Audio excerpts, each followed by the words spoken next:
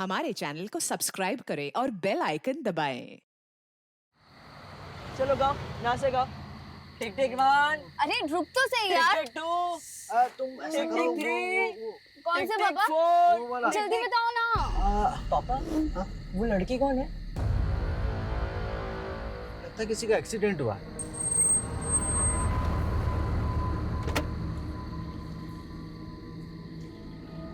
क्या हुआ बेटे? तुम चिंता मत करो, मैं डॉक्टर हूं, मैं देखता हूँ। लेकिन इन्हें हुआ क्या है?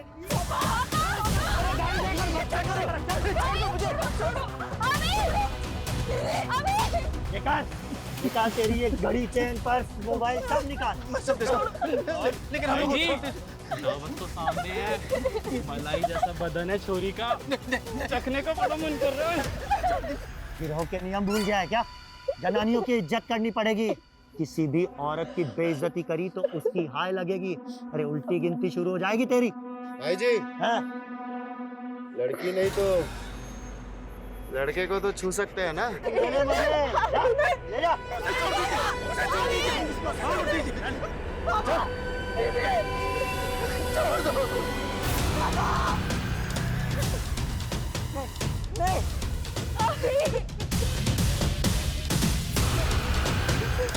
अबे रुक, मुझे जाने दो। कौन हो तुम? इस इलाके का राजा हूँ मैं, गब्बर। नमस्कार, मैं रेणुका शाहने क्राइम पेट्रोल सतर्क में आपका स्वागत करती हूँ। आपके लिए जैसे पानी का डर बना रहना जरूरी है, ठीक उसी तरह एक अपराधी के भीतर कानून का, पुलिस प्रशासन का खौफ बना रहना अनिवार्य है। लेकिन गब्बर और उसका गिरोह जिस तरह खुलेआम एक के बाद एक जुर्म को अंजाम दे रहा था, उससे पूरे शहर में एक दहशत का माहौल बन गया था। ये केस अपने आप में एक अनोखा केस था। गब्बर ये महज एक नाम नहीं रह गया था, बल्कि पूरे राज्य के लिए खौफ का, आतंक का प्रतीक बन गया था। इस केस में आपको कई ऐसी वारदातें देखने मिलेंगी जो जितनी भयानक है उतनी ही विचित्र और अकल्पनीय भी। इस वारदात के बाद पुलिस पर मीडिया और जनता का दबाव बढ़ा। पुलिस ने गब्बर को पकड़ने के लिए एक SIT यानी स्पेशल इन्वेस्टिगेशन टीम का गठन किया। लेकिन 20 सालों से पूरे राज्य को त्राहिमाम करने वाले गब्बर सिंह को पकड़ने का ये मिशन कई चुनौतियों से भरा था।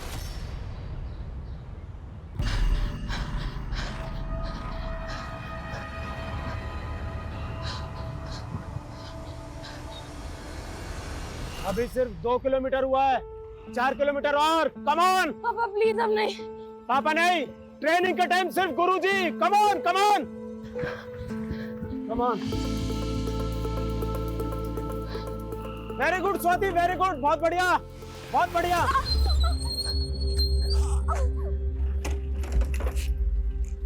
क्या हुआ? गुरुजी मेरे पैर की नस खिंच गई है शायद। क्या रुक रुक रुक रुक, यहाँ यहाँ ये रुक, पैर सीधा रख। हाँ आराम से, हाँ चल आजा। हाँ आराम से आराम से। ठीक है, ये ले बेटा, मट्ठा पी ले। ये ले बेटा। हेलो, हाँ भैया। हाँ नहीं मैं बस आ रही हूँ। गुरुजी मेरा रिक्शा आ गया, मैं चलती हूँ। ध्यान से, पैर पे ज्यादा वजन मत डालना। अभी तेल की मालिश की है, पट्टी की है। कल अखाड़े आएगी ना तो एक बार तेल की मालिश और कर दूंगा, दर्द चुटकियों में चला जाएगा। ठीक है, चल मैं छोड़ देता हूँ। रिद्धि, स्वाति दीदी को नीचे तक छोड़ो। हाँ रिद्धि बेटा छोड़ दो। और हाँ, वो ऑटो तक छोड़ना। हाँ आज इतनी तेज भागी कि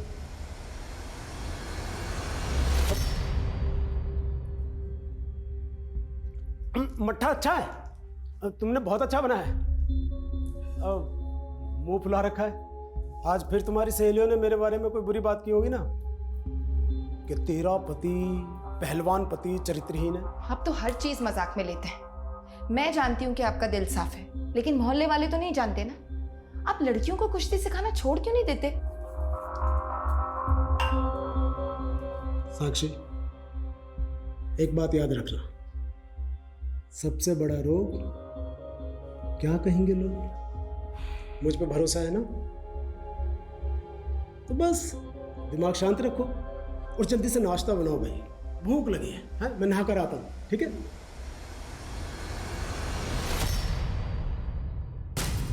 1999 गब्बर के खिलाफ पहला केस दर्ज हुआ 1999 में। और पिछले 20 सालों में उसके खिलाफ 200 केस दर्ज हुआ। शुरुआत छोटी मोटी चोरी चकारी से हुई, लेकिन आजकल वो लोगों को खुलेआम लूट रहा है। लेकिन सर 2014 से गब्बर का गिरोह किसी भी मर्डर में इन्वॉल्व नहीं था। पर पिछले 5 साल में 35 मर्डर केस दर्ज हुए, जिनमें ज़्यादातर पुलिस वाले हैं। सर लोग उसे गब्बर क्यों बुलाते हैं? जब पकड़ लेंगे तो खुद ही पूछ लेना। गब्बर का गिरोह दिल्ली से लेकर जोधपुर जाने वाला जो हाईवे है, उस हाईवे और उसके आसपास जो बाईपास है, वहाँ पर ज़्यादा एक्टिव है। हाल फिलहाल में उसने ज़्यादातर वारदातों को यही अंजाम दिया है, इसलिए हम शुरुआत यहीं से करेंगे। गब्बर को पकड़ने के लिए मैंने तो अंडर कवर ऑफिसर्स को बुलाया। सर गब्बर को आज तक किसी ने नहीं देखा। अगर ये पता लग जाए कि वो दिखता कैसा है तो उसको पकड़ने में आसानी होगी। वो बच्चा अभी हमारी हेल्प कर सकता है सर। अभी फिलहाल सदमे में, फिर भी कोशिश करते हैं। बुलाओ सर। सर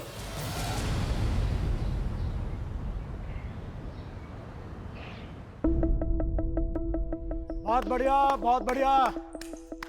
थकना मना है, चलो। बहुत बढ़िया, चल। जसवंत चेयर लेकर आ। बस बस बस, झुक मत, दर्द होगा। चेयर आ गई।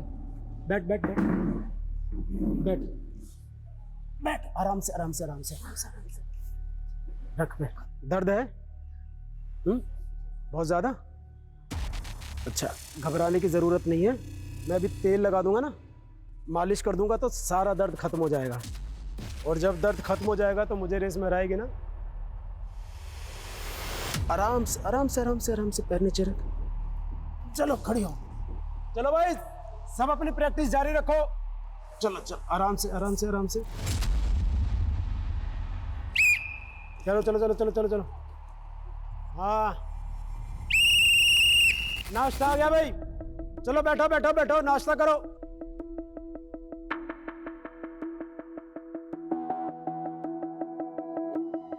रिद्धि के एग्जाम खत्म हो गए, कुछ सोचा है? पैर बचा के। खाना खा लीजिए ना। खा रहा हूँ ना। Police arrest? मुझे? किस लिए? आपके ऊपर मर्डर का इल्जाम है चेतन कुमार। मुझ पर? लेकिन ये इल्जाम मुझ पर किसने लगाया और मैंने किसका मर्डर किया? वो सब बताते हैं आपको, पहले चलिए हमारे साथ। लेके चलो। एक मिनट शांत रहो शांत रहो शांत रहो।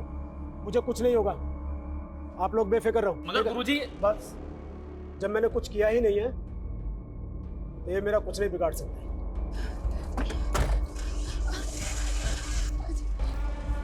ऐसे कैसे ले जा सकते हैं आप? ऐसे नहीं ले जा सकते आप इन्हें। देखिए, आपके कहने पर मैं आ तो गया हूँ, लेकिन आप ज़्यादा दिनों तक मुझे यहाँ रख नहीं पाएंगे, क्योंकि ये खबर अब तक पूरे इलाके में आपकी तरफ फैल चुकी होगी। और जिन लड़के लड़कियों को मैं ट्रेनिंग देता हूँ ना, वो मुझे अपना गुरु मानते हैं और वो अपने गुरु का अपमान बर्दाश्त नहीं करेंगे। पुलिस को धमकी दे रहे हो? नहीं, सलाह। अरे वाह, तुमने तो इतनी जल्दी पेशा बदल दिया। कुश्ती छोड़ के ज्योतिष बन गए। जब मैं कुश्ती लड़ता था ना, तो सामने वाले पहलवान को देखकर भांप लिया करता था कि कितनी देर टिकेगा। मेरे आगे लोग ज्यादा देर तक टिक नहीं पाते हैं। पर ये तुम्हारा अखाड़ा नहीं है। और एक बात, केस सबूतों पर टिकता है और हमारे पास तुम्हारे खिलाफ ठोस सबूत है। अब भी वक्त है, जो भी सच है बता दो, वरना बहुत लंबा जाओगे चेतन कुमार। जरा सोचिए अंकल, अगर आप रात को सो रहे हो और आपके बिल्डिंग का वॉचमैन जोर जोर से चिल्लाए, तब आपको पता चलेगा।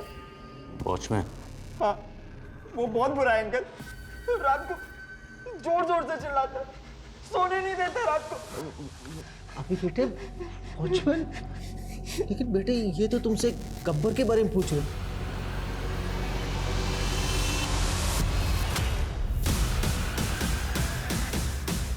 टैटू, ठुकरी का टैटू कौन से हाथ पे था?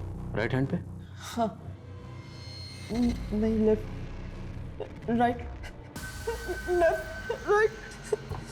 अभी अभी अभी इट्स ओके, रिलैक्स। अभी भूल जाओ ठुकरी को। इधर देखो, देखो आपके पापा और दीदी तो उनका चेहरा नहीं देख पाए थे। और आपने तो उनका चेहरा देखा होगा, वो आपको साथ में लेकर गए। किसी का चेहरा याद? अब प्लीज सर, ये जितना जानता था बता चुका है। इसे और टॉर्चर मत कीजिए, हमें जाने दीजिए। ये क्या बोल रहे हैं सर आप? गुरुजी ने खून किया है, मैं नहीं मानता सर।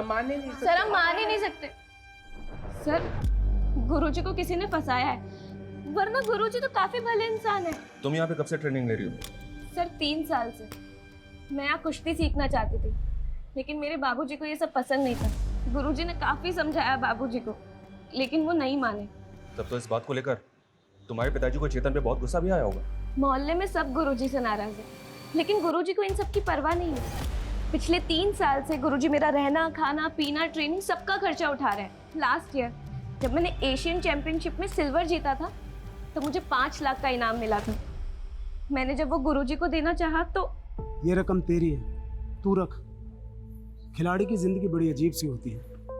आज तू जीती है तो ये फूल मालाओं के हार, और अगर कल तुझसे ही कुछ गलती हो गई तो यही लोग जूतों के हार पहनाएंगे। सर गुरुजी ऐसा कुछ भी नहीं कर सकते, कोई उन्हें सच में फंसा रहा है।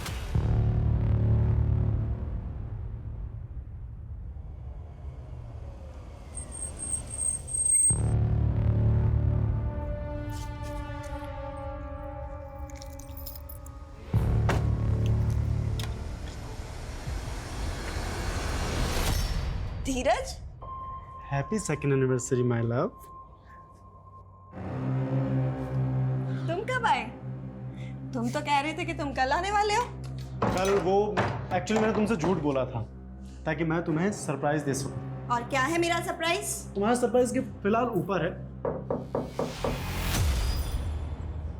तुम जरा चलकर देखो, मैं ये देख लेता हूँ। कौन है? हाँ जी जी, वो मैडम अपना फोन कार में भूल गई थी। थैंक यू सो मच भाई, बड़े ईमानदार हो यार तुम तो। एक काम करो, ये कुछ पैसे रख लो। नहीं नहीं सर, इसकी कोई ज़रूरत नहीं। अरे रख लो। नहीं मैडम, आपका फ़ोन दे दिया मैंने। Thank you so much.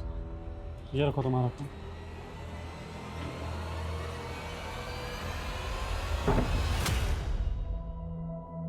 कहाँ है बुखार? ये सब कसरत से बचने के बहाने हैं। चल चल फटाफट उठ, सूरज निकलने से पहले रनिंग के लिए निकलना है। नहीं पापा, कसम से बहुत कमजोरी लग रही है। देखो तुम बहाने मत मेरी तो कोई बात मानते नहीं आप, कम से कम बेटी की तो मान लीजिए। ये क्यों झूठ बोलेगी? ठीक है भाई, आज कर लो आराम। अरे भाई दे तो दी परमिशन, अब आपने क्यों मुंह फुला रखा है? बनिए मत, मुझे पता चल चुका है आपने क्या किया है। क्या? आपने बिना मुझसे पूछे अपनी एफडी तोड़वा ली। अरे वो बच्चों के लिए रेसलिंग मैच और वो डंबल्स लेने थे, इसलिए बस। ये रेसलिंग अखाड़ा बस यही चलता रहता है आपके दिमाग में। घर का खर्चा कैसे चलेगा, रिद्धि की शादी कैसी होगी, सबके बारे में नहीं सोचते आप। अरे वो एफडी हमने रिद्धि की शादी के लिए करवाई थी। हाँ, जब अपनी रिद्धि नेशनल जीतेगी ना तब तुम्हारी सारी शिकायतें दूर हो जाएंगी, देखना। 1000 नाकामयाब खिलाड़ी होते हैं, उसके बाद एक कामयाब होता है। क्या सपने देख रहे हैं आप? सपने देखने वाले ही सपना पूरा करते हैं साक्षी। और मेरा भी सपना है कि मेरे खिलाड़ी ओलंपिक में गोल्ड मेडल जीते, जो मैं कभी नहीं जीत पाया। लेकिन देखना, एक दिन मेरा ये सपना जरूर पूरा होगा।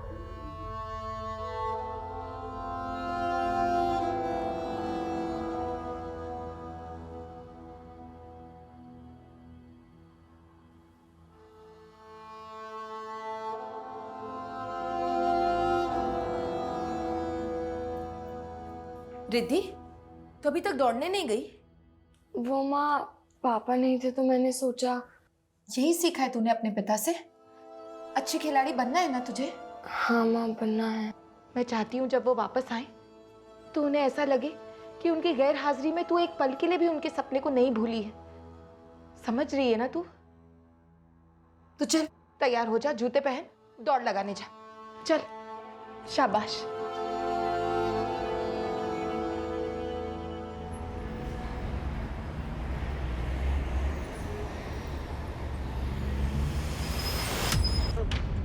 गाड़ी चलानी नहीं आती क्या? कौन हो तुम लोग?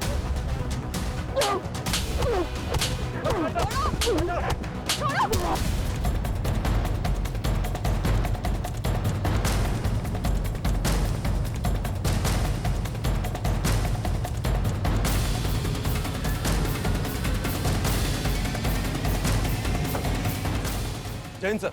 सर मरने वाले का नाम धीरज जिंदल है। इसके सर पर चोटों के निशान है और सीने पर गोली मारी गई है सर। गोली मारने के बाद में खूनी कार उस तरफ लेकर भाग गए। और सर वो उसकी वाइफ है केत की। इनकी हालत देखकर लगता नहीं है कि इनके साथ किसी तरह की कोई जबरदस्ती हुई है। ज्वेलरी भी इंटैक्ट है। Let's talk to her. Sir हमें किसी का भी चेहरा नहीं देखा क्योंकि उन सब ने अपने मुंह पे कपड़ा बांधा हुआ था। अच्छा, लुटेरे जिस गाड़ी में आए थे उस गाड़ी का रंग या नंबर कुछ भी नोट कर पाई आप? नहीं सर, सब कुछ इतनी जल्दबाजी में हुआ कि मुझे कुछ समझ ही नहीं आया और उन लोगों ने मेरे पति को नहीं छोड़ा एक आई विटनेस मिला है, सागर नाम है उसका। कॉल है सर। सर सब कुछ इतना फटाफट हुआ कि कुछ पता ही नहीं चला, लेकिन सर सिल्वर कलर की गाड़ी थी वो।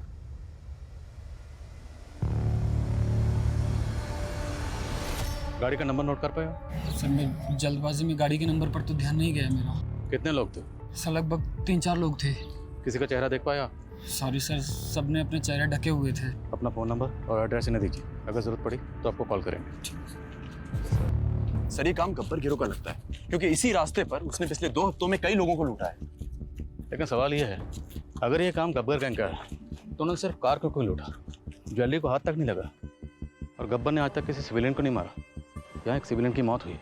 Exactly sir. जिन 35 लोगों को उसने मारा है उसमें से 15 तो पुलिस वाले थे और बाकी 20 लोग गैंग वॉर में मारे गए थे। लेकिन सर अगर ये गब्बर गैंग का काम नहीं है तो फिर क्या कोई नया गिरोह है? फिलहाल ये कहना मुश्किल है कि कोई नया गिरोह है या गब्बर का ही गैंग है, लेकिन इतना ज़रूर है जिस तरीके से वारदात को अंजाम दिया गया है तरीका गब्बर का नहीं। सॉरी सर, आपके लिए एक सलाह है, आप भी वर्जिश किया कीजिए, शरीर चुस्त रहेगा। हाँ, आप कुछ पूछ रहे थे, पूछिए। 12 जून को कहाँ थे तुम? 12 जून आप कहाँ थे? सवाल पहले मैंने किया चेतन कुमार। तो जवाब भी आप ही दे दीजिए। मैं तो शायद थाने में ही था, लेकिन पक्का आप थाने में थे? तो मेरा जवाब भी कुछ ऐसा सही है, मैं भी अखाड़े में ही था शायद। लेकिन तुम्हारा फोन बलराम के एरिया में एक्टिव था, वो एरिया जहाँ पे उसका मर्डर हुआ था। ये कॉल डिटेल्स है तुम्हारी, इससे साबित होता है कि जब बलराम का मर्डर हुआ था तुम्हारा फोन वहीं पे एक्टिव था और तुम भी वहीं थे। साहब मैं ठहरा पहलवान आदमी, मोटी बुद्धि का, मुझे ये सब बातें कहाँ समझ में आती हैं। अब वैसे आपसे एक सवाल कर सकता हूँ? जब आपने मुझे अरेस्ट किया तो आप गांधीनगर गए थे क्या? नहीं। क्यों? आप नहीं गए थे, लेकिन मैं दावे के साथ कह सकता हूँ कि आप अपने मोबाइल की लोकेशन निकलवाइए, पक्का गांधीनगर निकलेगी।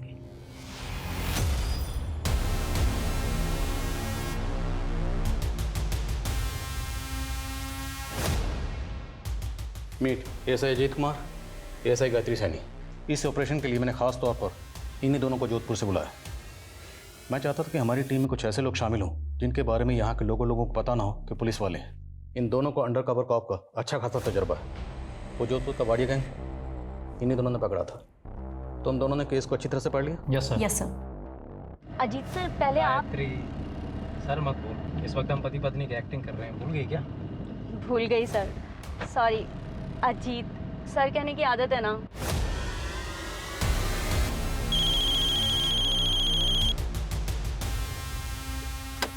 एक मिनट। हेलो, चलो मैं करता हूँ बाद में बात। राम राम सा, गाड़ी खराब हो गई क्या? हाँ अबे बंदूक दिखाता है, हमें बंदूक दिखाता है। अजीत सर, अबे छोड़ दो।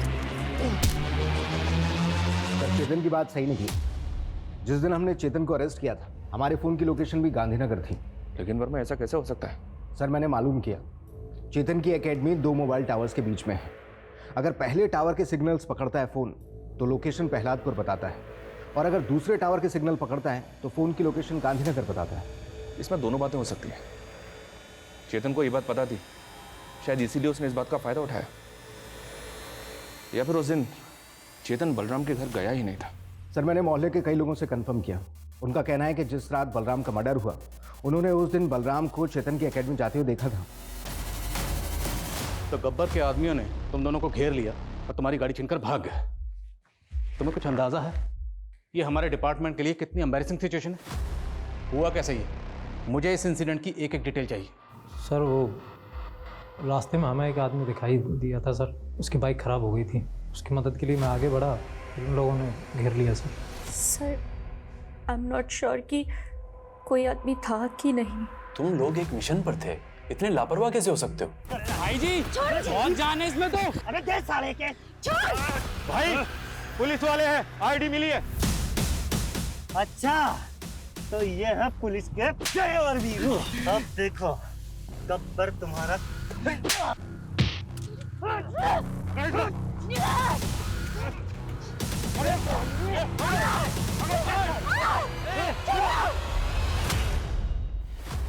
फिर क्या हुआ?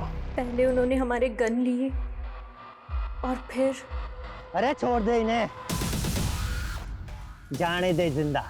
वैसे भी इतनी बेइज्जती के बाद में जब ये एसपी को जाकर के बताएंगे ना कि कैसे गब्बर ने स्पेशल एजेंटों की टीम की बैंड बजाई है, तो नाम तो अपना ही होगा। जा गाड़ी निकाल। फिर वो गाड़ी रेवाड़ी की तरफ लेकर निकल गए सर। लेकिन रेवाड़ी की तरफ जाने वाले जितने भी रास्तों पर टोल नाके हैं, किसी भी टोल नाके के सीसीटीवी में वो गाड़ी गुजरते हुए नजर नहीं आई।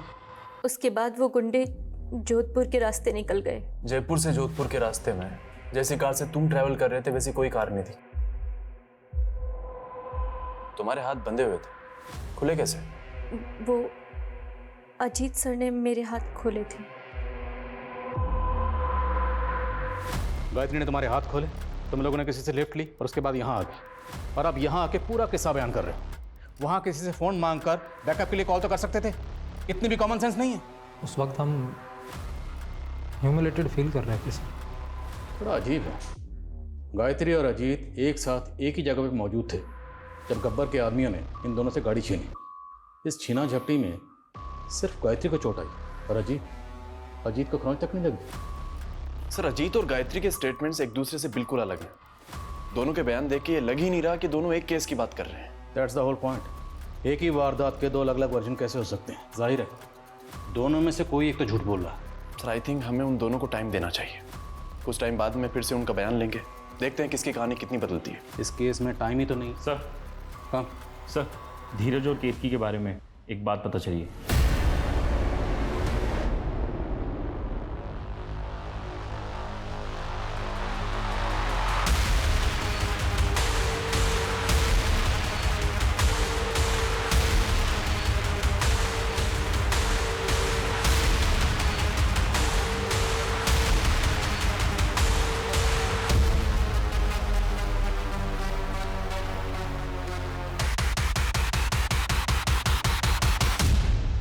हाँ सर, धीरज दोस्त था मेरा, लेकिन एक नंबर का लफंगा आदमी था। केतकी के पैसों से उसका घर चलता था, और जब वो बेचारी बाहर जाती थी तो वो किसी भी लड़की को बुला लेता था, कहता था कज़न है। और ऑफिस में भी सर उसकी लड़कियां बहुत कंप्लेंट करती थी। नहीं सर, धीरज कभी कभी दूसरी औरतों की तरफ देख ज़रूर लेता था, बट आई डाउट कि वो ऐसा कुछ कर सकता है, बिकॉज वो एक नंबर का डरपोक आदमी था सर। चेतन कुमार, तुम्हारी टॉवर वाली बात तो सही निकली, लेकिन इससे ये साबित नहीं होता है कि तुम निर्दोष हो। अगर तुम वाकई में खुद को निर्दोष साबित करना चाहते हो तो मर्डर वाले दिन शुरू से लेकर आखिर तक बताओ हुआ क्या था। जिस रात बलराम का मर्डर हुआ उस दिन सुबह वो मुझसे मिलने के लिए मेरी रेसलिंग एकेडमी आया था। जसवंत, मुझे गुरुजी से बात करनी है। तूने गुरुजी का पहले ही बहुत अपमान कर दिया है, तू जा यहाँ से अब। जसवंत शांत हो। यह अखाड़ा हमारा मंदिर है और यहाँ जो कोई भी आता है वो हमारा मेहमान है। बलराम, अब क्या हुआ? अभी भी कोई आरोप लगाना है मुझ पर? माफी मांगनी है आपसे गुरुजी। मैंने अपनी नाकामयाबी का गुस्सा आप पे निकाला, मुझे माफ कर दीजिए गुरुजी। बलराम, बलराम खड़ो, जा, माफ किया। गुरुजी, अगर आज आप मेरे घर पे चाय के लिए आएंगे तो मुझे भरोसा हो जाएगा कि आपने मुझे माफ कर दिया। आएंगे ना गुरुजी? बहुत अच्छा लगा मेरे कहने पर हमारे घर है। ये लीजिए चाय। अरे भैया, आप चाय के साथ कचौरी नहीं लाए? हाँ तो बस अभी 2 मिनट में लेता हूँ नंदू की दुकान से। अरे नहीं, उसकी कोई जरूरत नहीं। अरे गुरुजी, इसकी जरूरत है। इसी बहाने से हम थोड़ी देर बातचीत कर लेंगे। घनश्याम भैया, आप जाइए। मैं बस अभी आप मना मत कीजिए गुरुजी, और आइए अंदर बैठ के आराम से बात करें। आइए। फिर मैंने चाय नाश्ता किया और वहां से चला गया। यानी जब तुम बलराम के घर से निकले तब बलराम जिंदा था और उसका बड़ा भाई घनश्याम वही था? जी। ये बात आपने मैं पहले क्यों नहीं बताई? क्योंकि आपने पूछी नहीं।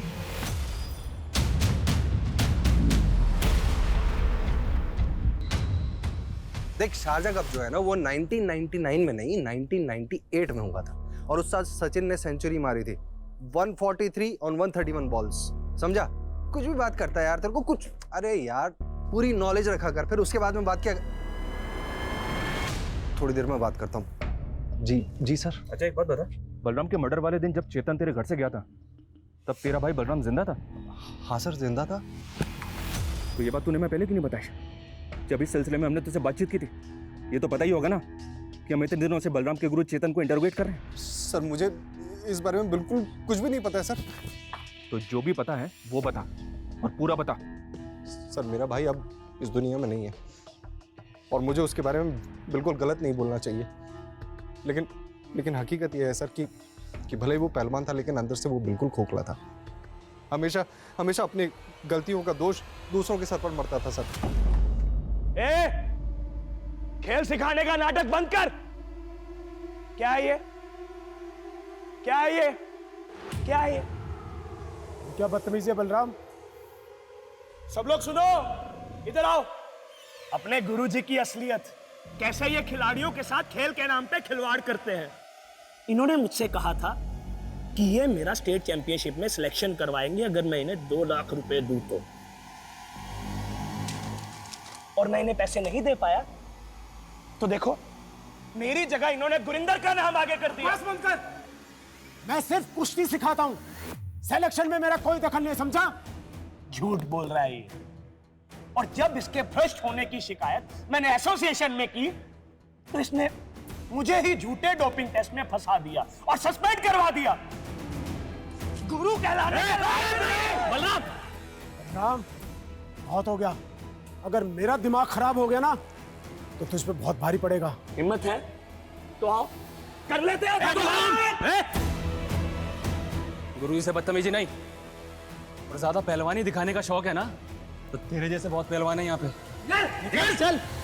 सर मैंने अपना भाई खोया सर, और मैं भी चाहता हूं कि उसके गुनहगारों को सजा जरूर मिले, लेकिन सर मुझे यकीन है कि चेतन जी बेगुनाह है, और मैं किसी बेगुनाह पर आरोप कैसे लगा सकता हूं सर? जब तुम्हारे भाई पे हमला हुआ था उस वक्त तुम कहाँ थे?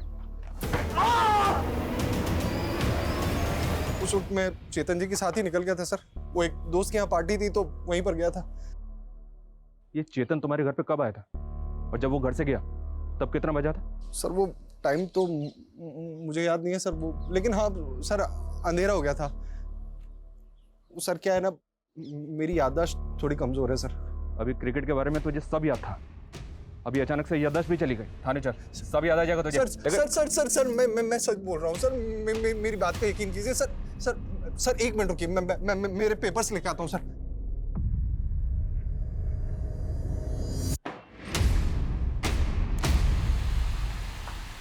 ये देखिए सर, ये न्यूरोसर्जन ने दवाइयाँ लिखी सर मेरे लिए।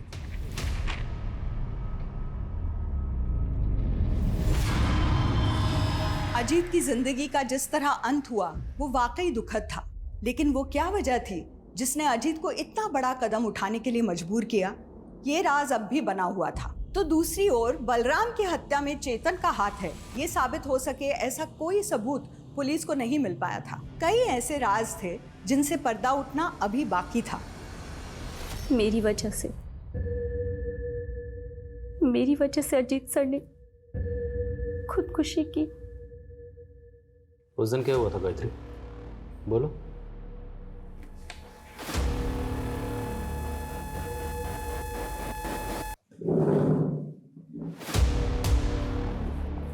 बोलो गायत्री, उस दिन क्या हुआ था?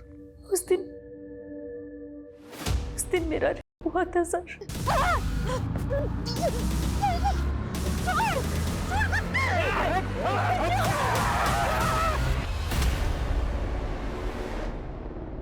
मेरी शादी होने वाली है सर, और इसीलिए अजीत सर ने सोचा कि अगर ये बात सबके सामने आ गई तो मेरी शादी टूट जाएगी।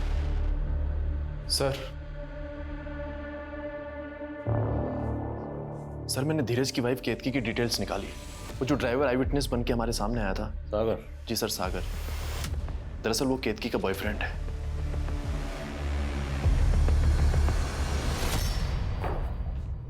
चेतन कुमार, तुम्हारी बेल मंजूर हो गई है, तुम जा सकते हो। चलता हूँ। जय बजरंगबली के।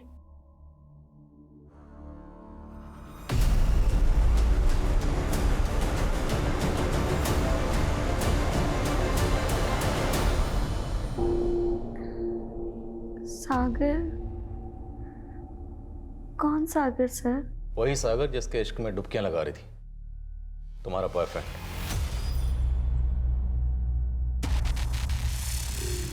बहुत दर्द हो रहा है, आप प्लीज डॉक्टर को बुला देंगे? अब तुम्हारा इलाज डॉक्टर ने, तुम्हारा इलाज हम करेंगे। पूजा, लेके आओ मैडम को। सर मेरा पति एक ठग था। वो पॉन्जी स्कीम चलाता था। खुद तो चला गया, लेकिन जिन लोगों ने इन्वेस्ट किए थे वो सब मेरे पीछे पड़ गए थे। इसलिए हॉस्पिटल में एडमिट होने का झूठा नाटक किया। तो मैं बेचारी क्या करती सर? मैं अकेली बेसहारा औरत, सब सारे पैसे मांग रहे थे सर मुझसे। अरे पूजा, मैडम को अच्छे से रुलाओ, मदद करो। नहीं सर, मैं ठीक हूँ। तो ठीक से जवाब दो। जिस दिन जिस जगह तुम्हारे शौहर धीरज का कत्ल हुआ, वहां तुम्हारा बॉयफ्रेंड सागर भी मौजूद था। क्यों? वो तुम दोनों को फॉलो कर रहा था ना? सागर ने भी धीरज की इस स्कीम में पैसे इन्वेस्ट किए थे। उसे बस अपने पैसे चाहिए थे, इसलिए वो हमें फॉलो कर रहा था।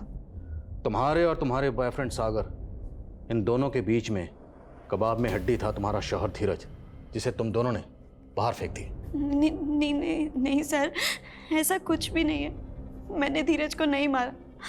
और सागर से अफेयर, सर सागर से अफेयर भी मैंने धीरज से परेशान होकर के ही किया था। अरे सर, एक मिनट। सर पिछले 18 सालों में गब्बर के खिलाफ हुए सारे केसेस इस फाइल में हैं। और सर उसी पैटर्न के दूसरे केसेस और सारे विक्टिम्स के स्टेटमेंट्स इन दोनों फाइल्स में हैं। सर क्राइम की मॉडस ऑपरेंडी चेक करते हुए मैंने रियलाइज किया कि एक स्पेसिफिक पैटर्न बन रहा है। पूरी टीम को बुलाओ और केतकी को वार्निंग देकर छोड़ दो, और उसे कहो शहर छोड़ के कहीं ना जाए। सर पिछले 18 सालों में 200 से 300 केसेस रजिस्टर्ड हुए हैं, और इन सारे केसेस की मॉडस ऑपरेंडी गब्बर की मॉडस ऑपरेंडी से मैच होती है। और मैं I come in sir? Yes Gayatri, you can also join. Thank you sir. Welcome. और इन सभी केसेस में एक चीज कॉमन है, जहां जहां ये लूट हुई है वहां पे एक आदमी नजर आता है। वो आदमी कभी होता है, कभी अंदर होता है, और इनके साथ एक 13-14 साल की बच्ची भी नजर आती है। और आखिरी 2 केसेस में जो आदमी नजर आया था उसकी उम्र काफी थी, एक उम्र दराज आदमी था, तकरीबन 50 से 60 साल की उम्र का। और ये लोग सिर्फ टारगेट को रोकने का काम करते हैं, ये लूट में इन्वॉल्व नहीं होते।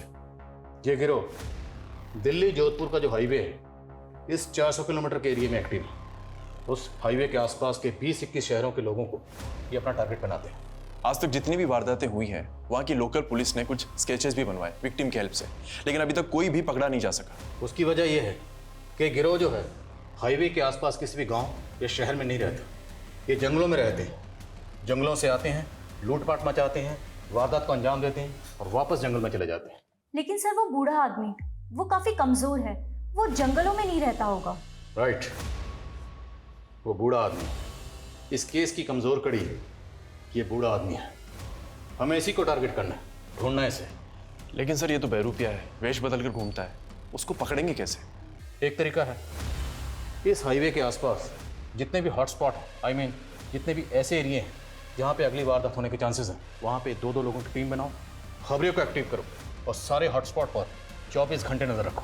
एक और बात सर, अभी ने कहा था कि गब्बर की गैंग के किसी एक आदमी के हाथ में उसने टैटू का निशान देखा। Right, tattoo. वो टैटू कुछ इस तरह का है। इस टैटू को गौर से देखो। ये कोई ट्रेडिशनल टैटू लगता है। जंगल और पहाड़ के आसपास जितने भी इस तरह के टैटू बनाने वाले हैं, सबसे पूछताछ करो। हो सकता है इस गिरोह के कोई क्लू मिले। So you guys are ready? Sir.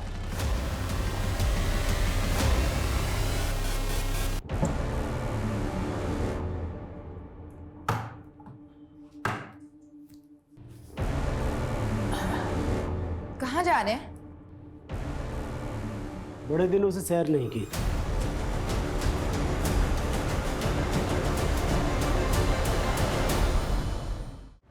Police team highway से जुड़े उन सभी इलाकों में अपनी नजर बनाए हुए थी जहां लूट को अंजाम दिया गया था और आखिरकार 15 दिनों के बाद उनको एक सफलता हाथ लगी।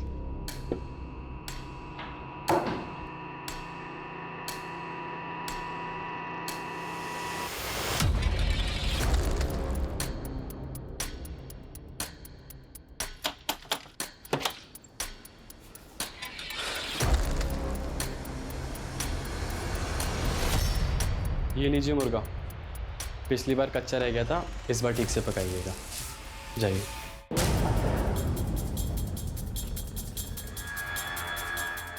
सर उस घर में करीब 3-4 लोग होंगे।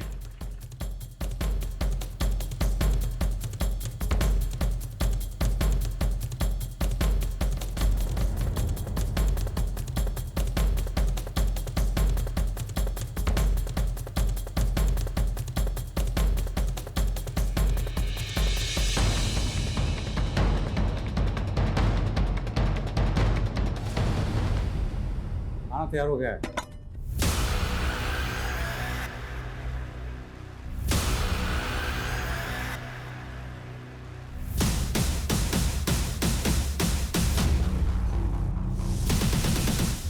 बाहर पुलिस है, अलर्ट हो जाइए।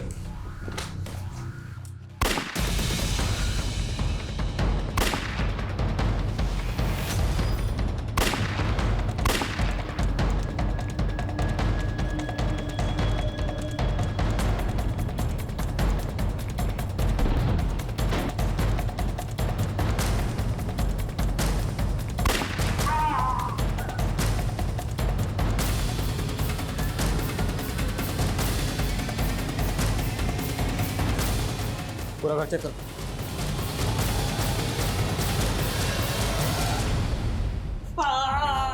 फिक्र मत कर, इतनी आसानी से तुझे मारने नहीं देंगे। अभी तुझे बहुत से सवालों के जवाब देने। और तू ये देखिए।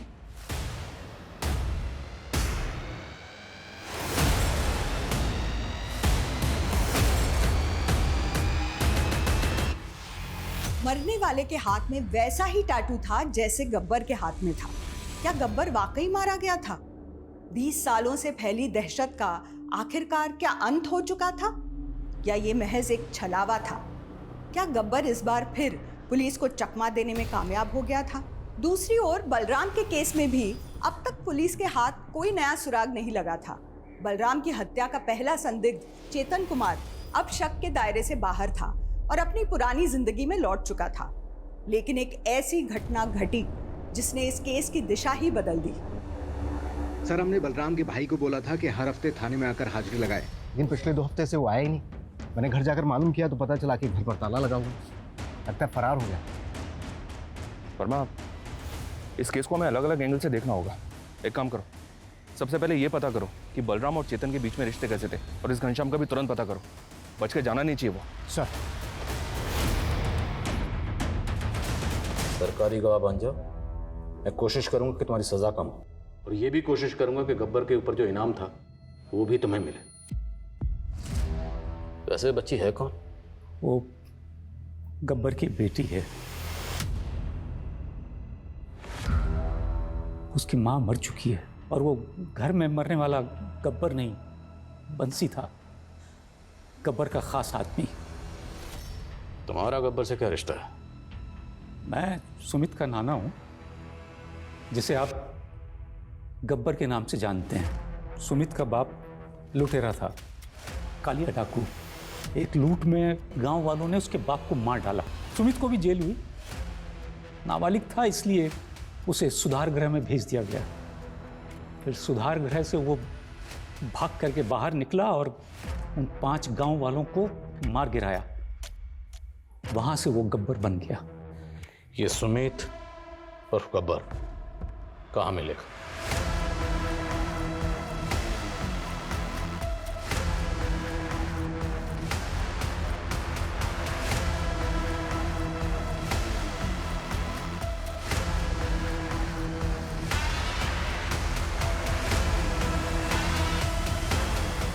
वो है साहब।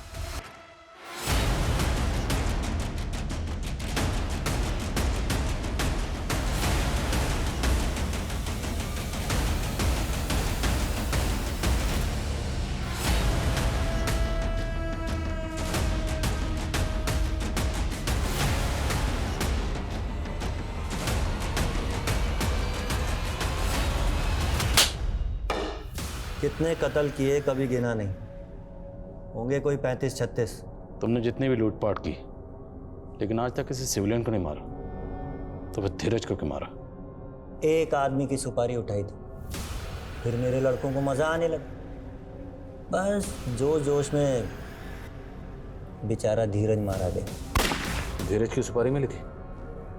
नहीं। तो किसकी सुपारी मिली थी? जयपुर के एक बंदे को मारने की सुपारी ली थी गब्बर ने। 11 जून को उसको मारा था। कौन था वो आदमी? किसकी सुपारी ली थी? वो मुझे नहीं मालूम, फोन तो गब्बर को आया था। सर गब्बर के फोन में एक नंबर मिला है, पहलवान नाम से सेव्ड है। 9 जून को कॉल किया गया था इस पे। किसकी सुपारी दी गई थी? कुछ पता चला? कोई तस्वीर वगैरह भेजी होगी? सर फोटो तो नहीं मिली, हो सकता है गब्बर ने डिलीट कर दी हो। पता करो ये पहलवान है कौन। सर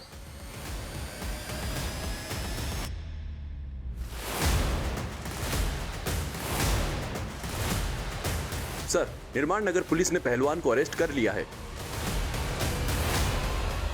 चेतन पहलवान ने जिंदगी में सिर्फ एक ही चीज कमाई, इज्जत।